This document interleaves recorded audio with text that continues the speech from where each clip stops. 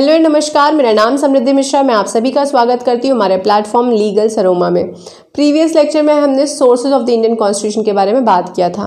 आज की क्लास में हम schedule of the Indian constitution के बारे में बात करेंगे। जब हमारा भारत का संविधान लिखा गया तो उस समय ओरिजिनली हमारे कॉन्स्टिट्यूशन में 395 आर्टिकल्स थे, 8 शेड्यूल्स थे और 22 पार्ट्स थे। लेकिन आज की कंटेक्स्ट में जब हम देखते हैं तो 484 आर्टिकल्स हैं, 12 शेड्यूल्स हैं और 25 पार्ट्स हैं। पार्ट्स को याद करने की भी ट्रिक मैंने शेयर की है, आप उस वीडियो को मेरे प्लेलिस्ट में जाके देख सकते हैं। आज की क्लास में हम शेड्यूल्स के बारे में बात करेंगे। शेड्यूल्स होते क्या हैं?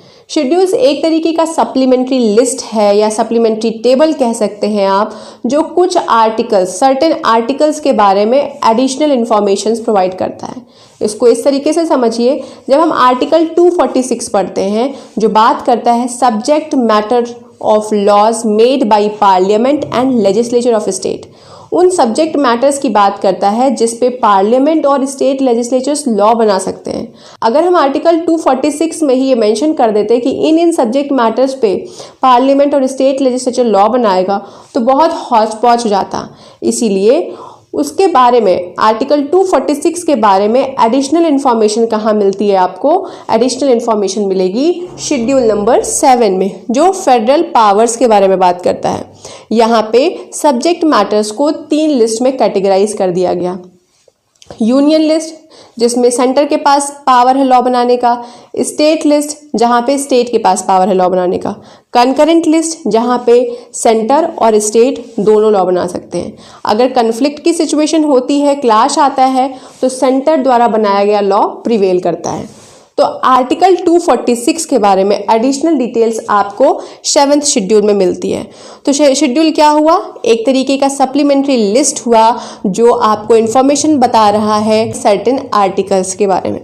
ऐसे ही हम बात करते हैं आर्टिकल 124 सब क्लॉज 6 के बारे में, जो किसकी बात करता है? जजेस की सैलरीज के बारे में। उसके बारे में हम डिटेल में कहाँ पढ़ते हैं? शेड्यूल नंबर 2 में पढ़ते हैं। उसी तरीके से जब हम आर्टिकल 221 की बात करते हैं तो हाई कोर्ट के जजेस की सैलरी पता चलती है। उसके बारे में हम फिर से शेड्यूल नंबर 2 विजिट करते हैं। ओथ्स के बारे में बात कर रहे हैं, शपथ के बारे में बात कर रहे हैं। तो 164 में कौन शपथ ले रहा है? हमारे मिनिस्टर शपथ ले रहे हैं। 159 में कौन शपथ लेता है? गवर्नर लेते हैं। तो वो क्या बोलते हैं, वो पूरा लेआउट, पूरा ढांचा आपको कहाँ मिलता है? शेड्यूल नंबर 3 में, forms of oath and affirmations. अब क्लास को शुरू करते हैं। शेड्यूल नंबर 1 के बारे में बात करते हैं। शेड्यूल नंबर 1 बात करता है टेरिटरीज के बारे में। हमारे भारत में कितनी टेरिटरीज हैं, कितनी यूनियन टेरिटरीज हैं, कैसे वो बनी, किस रीऑर्गेनाइजेशन एक्ट के थ्रू आई, इनके बारे में अगर आपको डिटेल में पढ़ना है तो आप फर्स्ट शेड्यूल को पढ़िए। फर्स्ट शेड्यूल में बाकायदे बताया गया है कि भारत में इस समय 28 राज्य हैं और 9 यूनियन टेरिटरीज हैं। इसके बारे में आपको डिटेल में पढ़ना है कि कब ये बने, किन दिनों से ये इन्फोर्स हुए, तो आप शेड्यूल नंबर 1 को विजिट कर सकते हैं। शेड्यूल नंबर 2 बात करता है इमोल्यूमेंट्स के बारे में, अलाउंसेस के बारे में, अगर अपनी सीधी भाषा में बोले तो सैलरीज के बारे में। शेड्यूल नंबर 2 को 5 कैटेगरी में कैटेगराइज किया गया है। पार्ट ए बात करता है गवर्नर और प्रेसिडेंट की सैलरी के बारे में। पार्ट बी को 7th अमेंडमेंट एक्ट 1956 से ओमिट कर दिया गया था। पार्ट सी बात करता है speaker, deputy speaker, chairman, deputy chairman जो है बोथ हाउसेज ऑफ पार्लियामेंट के, लेजिस्लेचर्स के, उनकी सैलरी के बारे में आपको कहाँ पता चलता है? पार्ट नंबर सी में पता चलता है। जजेस की salary, article 124 sub clause 6 supreme court के जज, आर्टिकल 221 हाई कोर्ट के जज, इनकी सैलरीज के बारे में डिस्कशन कहाँ हो रहा है? पार्ट नंबर डी में हो रहा है। पार्ट ई बात करता है कॉम्पिट्रोल ऑडिटर जनरल के सैलरी के बारे में। तो सैलरी के बारे में डिटेल में डिस्कशन करना है तो यहाँ पे कर दिया गया है ताकि आर्टिकल्स में हौच पौच ना हो। वैसे ही हमारा भारत का संविधान सबसे लेंथीएस्ट कॉन्स्टिट्यूशन कहा जाता है, और अगर आप सोचिए वहाँ पे मेंशन हो जाता तो कितना कंफ्यूजिंग होता, बहुत बड़ा संविधान बन जाता। इसीलिए शेड्यूल्स बनाए गए। शेड्यूल नंबर 3 में बात करते हैं forms of oath and affirmations के बारे में। जब आप गवर्नर बनते हैं, प्रेसिडेंट बनते हैं, मिनिस्टर बनते हैं तो आपको शपथ ग्रहण समारोह में बुलाया जाता है, तो शपथ लेते हैं। जैसे हमारे गवर्नर साहब आर्टिकल 159 में शपथ लेंगे तो 159 में वो क्या बोलेंगे, वो लेआउट आपको कहाँ मिलेगा? शेड्यूल नंबर 3 में मिलेगा।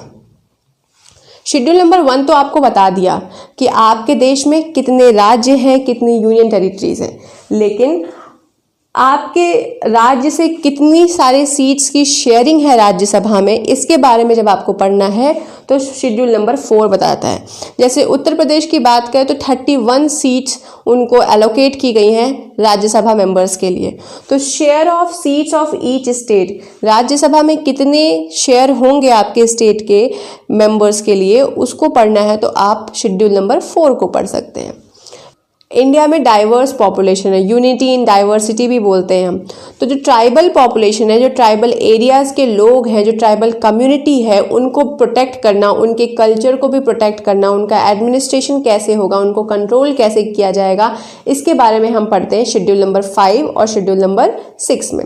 शेड्यूल नंबर 5 बात करता है शेड्यूल एरिया, शेड्यूल ट्राइब्स को एडमिनिस्टर करने के लिए और कंट्रोल करने के लिए। लेकिन ये वाला जो शेड्यूल है हमारा, शेड्यूल नंबर 5, ये 4 राज्यों को एग्जेम्प्ट करता है। कौन कौन से राज्य हैं वो? असम, मिजोरम, त्रिपुरा, मेघालय। इन राज्यों के जो ट्राइबल एरियाज हैं, ट्राइबल कम्युनिटी के लोग हैं, उनको एग्जेम्प्ट करने के बाद बाकी जितने राज्य के ट्राइबल एरियाज और कम्युनिटी बचते हैं, उन सब का एडमिनिस्ट्रेशन और कंट्रोल हमारे शेड्यूल 5 से होगा। बाकी के जो 4 राज्य हैं, असम, मेघालय, मिजोरम, त्रिपुरा, उनके एरियाज़ का कंट्रोल कहाँ से होगा? शेड्यूल नंबर 6 में होगा। तो ट्राइबल एरियाज़ जो हैं असम, मेघालय, त्रिपुरा, मिजोरम के, उनको कंट्रोल करने के लिए शेड्यूल नंबर 6 बनाया गया। Schedule number 7 federal power, federal supremacy को दिखाता है, जहाँ पे 3 लिस्ट हैं। आर्टिकल 246 के बारे में एडिशनल इन्फॉर्मेशन प्रोवाइड होती है शेड्यूल नंबर 7 के थ्रू। लिस्ट नंबर 1 में 97 एंट्रीज हैं, 97 सब्जेक्ट मैटर्स हैं जहां पार्लियामेंट लॉ बना सकता है, उसे यूनियन लिस्ट कहते हैं। लिस्ट नंबर 2 को स्टेट लिस्ट कहते हैं और वहां पे 66 एंट्रीज हैं जहां पे स्टेट लेजिस्लेचर लॉ बना सकता है। लिस्ट नंबर 3 को कंकरेंट लिस्ट कहते हैं जहां पे 47 एंट्रीज हैं जिसमें पार्लियामेंट और स्टेट लेजिस्लेचर दोनों लॉ बना सकता है और इन केस ऑफ कन्फ्लिक्ट या क्लैश पार्लियामेंट के द्वारा बनाया गया लॉ प्रिवेल करता है। जब हम शेड्यूल नंबर 8 की बात करते हैं तो ऑफिशियल लैंग्वेजेस की बात होती है।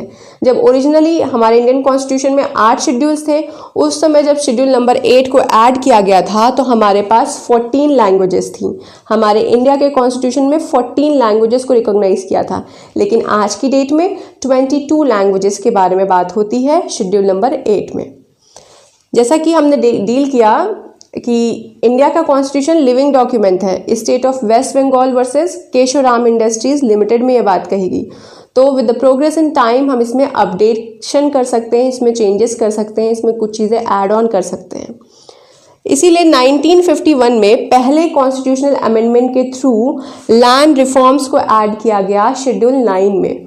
उस समय जब लैंड रिफॉर्म्स को ऐड किया गया था तो जो ऑब्जेक्टिव था जमींदारी सिस्टम को एबॉलिश करना, बहुत सारे लैंड रिफॉर्म्स लेकर आना। और उस समय करंट में जब ऐड हुआ था 1951 में, तो हमारे इंडिया कॉन्स्टिट्यूशन के शेड्यूल नंबर 9 में सिर्फ 13 लॉज थे, 13 लॉज, लेकिन आज की डेट में 284 लॉज बन चुके हैं। शेड्यूल नंबर 10 ऐड ऑन हुआ था 52nd अमेंडमेंट 1985 में। 1960 और 1970 का जो समय था, उस समय आया राम गया राम की बात बहुत ज़्यादा होती थी। पॉलिटिकल पार्टी सांसद और विधायक लोगों को लालच देते थे और जोड़ तोड़ के सरकार बना लेते थे। कोई इस पार्टी में आता था बेनिफिट के लिए, बेनिफिट नहीं मिला और जब पार्टी सत्ता में नहीं है तो दूसरी पार्टी में चला जाता था, इसीलिए आया राम और गया राम बोलते थे। तो 52nd अमेंडमेंट 1985 के थ्रू डिसक्वालिफिकेशंस के कुछ ग्राउंड रखे गए और इसे हम एंटी डिफेक्शन भी कहते हैं। मतलब जो पॉलिटिकल पार्टीज में सांसद हुए, विधायक हुए, उनको हम इन ग्राउंड्स पे डिसक्वालीफाई कर सकते हैं। उसके बारे में आपको पढ़ना है तो हम शेड्यूल नंबर 10 को पढ़ते हैं, जो कि 52nd अमेंडमेंट से ऐड किया गया था। शेड्यूल नंबर 11 की जब बात करते हैं तो 73rd अमेंडमेंट एक्ट 1992 से इसको ऐड किया गया था। पंचायत, जहाँ पे लोकल बॉडीज़ को, पंचायत को पावर मिला कि आप जो है libraries, primary schools, road, agriculture, इन सब के बारे में आप लॉज बना के लोकल बॉडीज़ में इसका गवर्नेंस कर सकते हैं। 73rd अमेंडमेंट से आया ये और इसमें 29 सब्जेक्ट मैटर्स थे। 12th शेड्यूल बात करता है म्यूनिसिपैलिटीज़ के बारे में। इनको भी 74th अमेंडमेंट एक्ट 1992 से ऐड किया गया। Urban planning, town planning, rivers, road, bridges, इन सब चीज़ों के लिए, इन सब चीज़ों का देखभाल करने के लिए, मैनेज करने के लिए म्यूनिसिपैलिटीज़ को भी एम्पावर किया गया 1992 में। और 12th शेड्यूल में 18 एंट्रीज हैं, 18 सब्जेक्ट मैटर्स हैं। तो इन 12th शेड्यूल को याद करने की जो बहुत पुरानी टेक्निक चलती आ रही है, सोशल मीडिया पे, इंटरनेट पे अवेलेबल है, उसे बोलते हैं tears of old PM, old prime minister के आंखों के आंसू। अब इसको याद करते हैं। इन 12 लेटर्स से आपको 12 शेड्यूल्स याद होंगे। टीयर्स के टी से आता है टेरिटरी, ई से आता है इमोल्यूमेंट्स, ए से आता है एफर्मेशंस, आर से आता है राज्यसभा, एस से आता है शेड्यूल एरियाज एंड ट्राइब, ओ से आता है अदर शेड्यूल एरियाज, एफ से आता है फेडरल पावर्स, फिर ओ से आता है ऑफिशियल लैंग्वेज, एल से आता है लैंड रिफॉर्म्स, डी से आता है एंटी डिफेक्शन लॉ, और पी से आता है पंचायत, और एम से आता है म्यूनिसिपैलिटी। तो टीयर्स ऑफ ओल्ड पीएम से आप अपने 12th शेड्यूल को याद कर सकते हैं। आज की क्लास में बस इतना ही। नेक्स्ट लेक्चर में हम लोग salient features of the Indian constitution को बहुत डिटेल में पढ़ेंगे। Thank you. नमस्ते।